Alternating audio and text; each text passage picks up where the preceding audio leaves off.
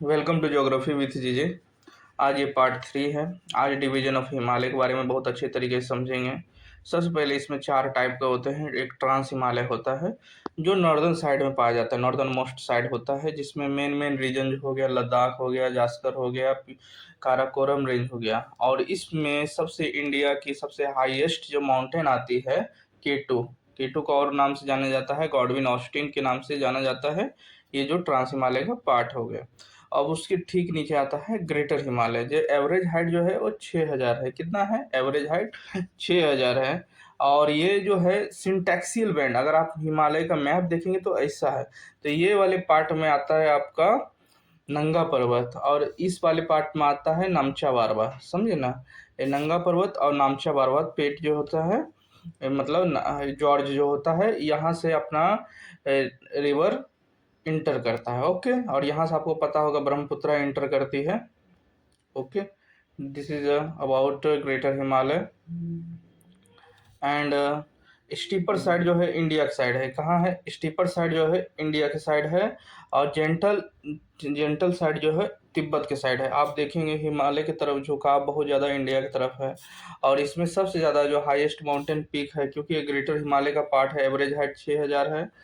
तो सबसे ज़्यादा माउंट एवरेस्ट हो गया, कंचनजंगा हो गया, और ग्लेशियर में सियाचिन ग्लेशियर और गंगोत्री ग्लेशियर इसमें पाया जाता है। ये आपको ग्रेटर हिमालय के बारे में हो गया। उसके ठीक नीचे आता है लेसर हिमालय, जिसको हिमाचल हिमालय भी या मिडिल हिमालय भी कहते हैं। एवरेज हाइट है 4500 मीटर। कितना है एवरेज हाइट? 4500 मीटर है। और डेंस फॉरेस्ट जो पाया जाता है ईस्टर्न पार्ट में पाया जाता है, क्योंकि इसका हाइट जो है वेस्ट टू ईस्ट, हमें नीचे लिखे हुए हैं कि ये जनरल कैरेक्टरिस्टिक जो है, हाइट जो है वेस्ट टू ईस्ट कम होते जाता है। और ट्री फॉरेस्ट जो स्नो लाइन है वो धीरे धीरे धीरे ऊपर जाया जाता है, जिस कारण जो उधर फॉरेस्ट डेवलप हो जाता है।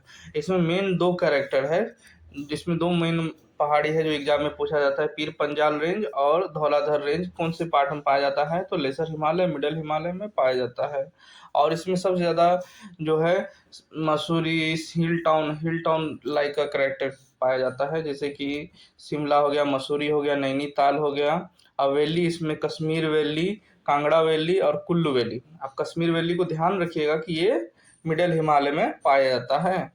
उसके बाद शिवालिक, आउटर हिमालय को शिवालिक भी बोला जाता है, जिसकी हाइट देखिए, जिसके हाइट 1100 से लेके 900 मीटर तक पाया जाता है। और ये अनकंसोलिडेटेड है, क्योंकि सबसे ज़्यादा मतलब जो वो होता है, मतलब इरोजन जो होता है सबसे ज़्यादा शिवालिक का ही होता है, क्योंकि रिवर के द्वारा।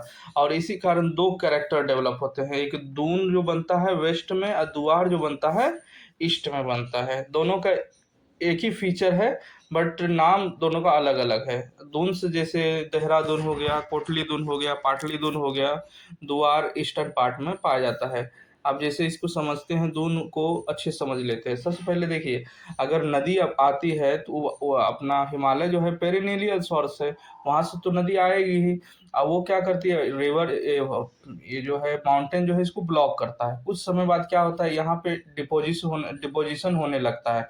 अब पानी डिपॉजिट होगा तो उसमें क्या होगा, सेडिमेंट्स भी आएगा। सेडिमेंट आएगा पर रिवर का पानी तो पेरिनियल है, वो तो फ्लो करने की कोशिश करेगा। कुछ समय बाद क्या होगा, इसको ब्रेक कर देगा।